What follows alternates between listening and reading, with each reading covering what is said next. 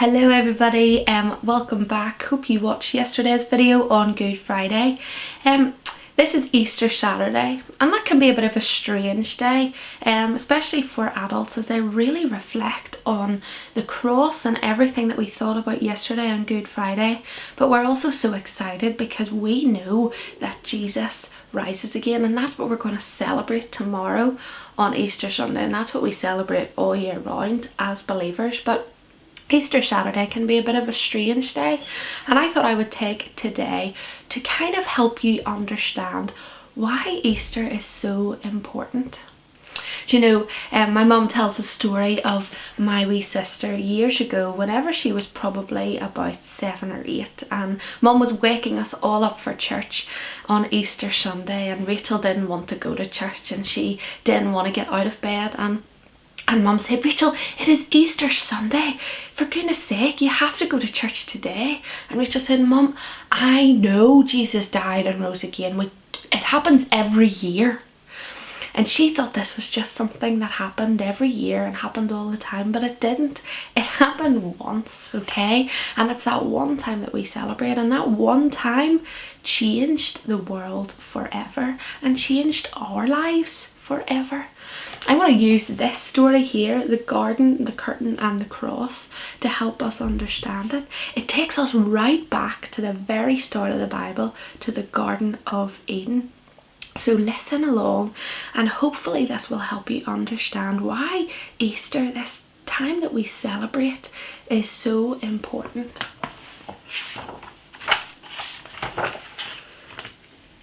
A very long time ago, right here in this world, there was a garden. In the garden, everything was wonderful. The world was full of laughing and playing and smiling and fun. There was nothing bad ever. There was no one sad ever. And best of all, God was there. He had made it all. He was in charge of it all. He loved it all. "Hello, Adam. Hello, Eve," God said. People could see God and speak to God and just enjoy being with God. "Eve, God's here. He wants to talk with us again." "How cool is that?" said Adam. "Yay! I bet it's going to be even more amazing than yesterday," said Eve. It was wonderful to live with God. But then, one day, the people did a terrible thing. They decided they didn't want to do what God said. They decided they wanted a world without God in charge. God calls this sin. Sin spoils things. So sin has no place in God's wonderful garden. God said to the people, "You can't live with me in my garden anymore." And he sent them outside. To show the people they had to stay outside, God put some warrior angels in front of the garden. The angels were like a big keep out sign. Now, things were sometimes bad and people were sometimes sad, but people still kept smiling because they didn't want God to be in charge.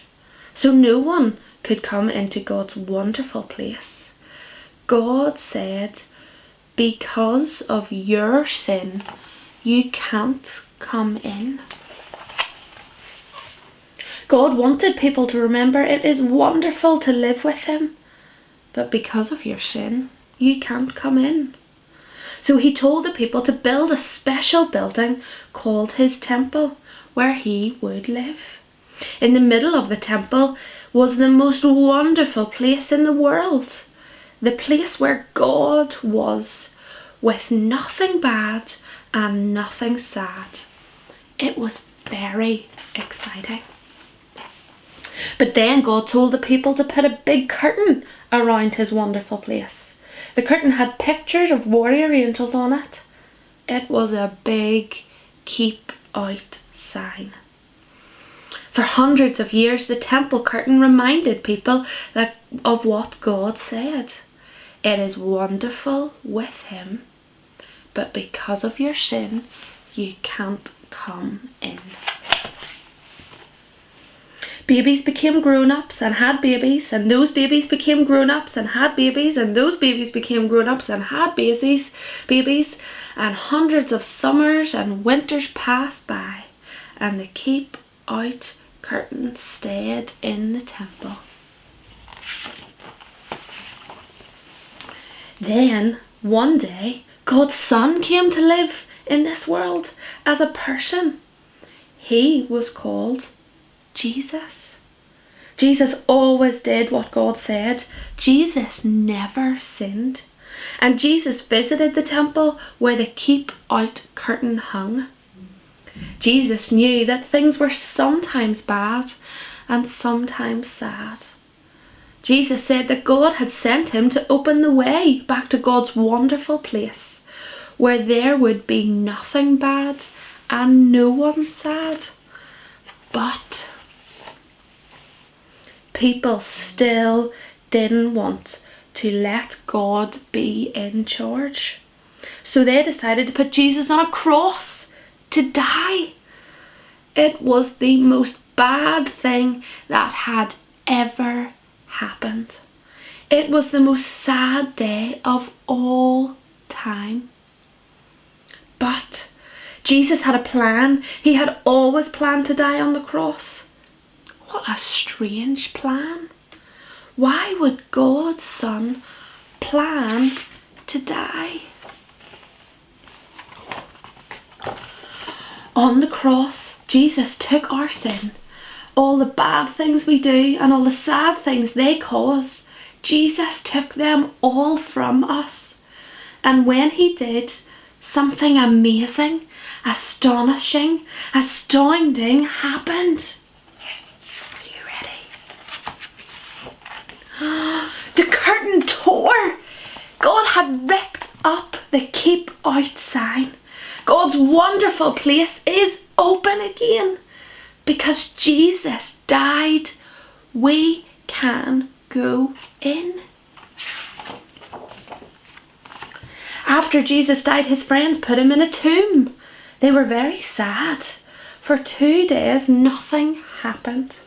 Then, the next morning, Jesus' friends went to see his body in the tomb. And it wasn't there. A little later on, Jesus' friends were all together, and suddenly, Jesus was there, alive.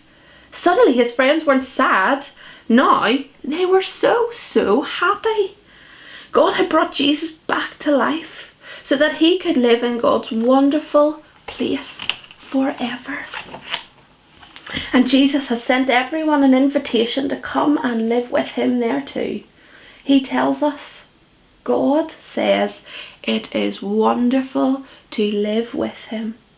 Because of your sin, you can't come in.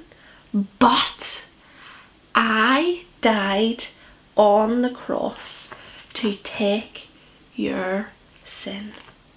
So all my friends can now come in. We can live with God forever. There will be nothing bad and no one sad. We will see God and speak to God and just enjoy being with God, just as he planned. It will be wonderful to live with him, and it's all because of Jesus. We will say every day, thank you, Jesus, you're amazing. And you can start saying that today. Boys and girls, I hope that's helped you understand a little bit more that Jesus dying on the cross means that we get everything. Jesus took all of our sin, and then that meant God could say, because of your sin you can't come in, but Jesus has taken your sin. So because of him, now you can come in. Now we can be with God. How wonderful is that? All we need to do is finish, I think, by saying those words of the prayer at the end. Thank you, Jesus. You're amazing. Let's close our eyes, and those words are so simple that I want you to really say those along with me.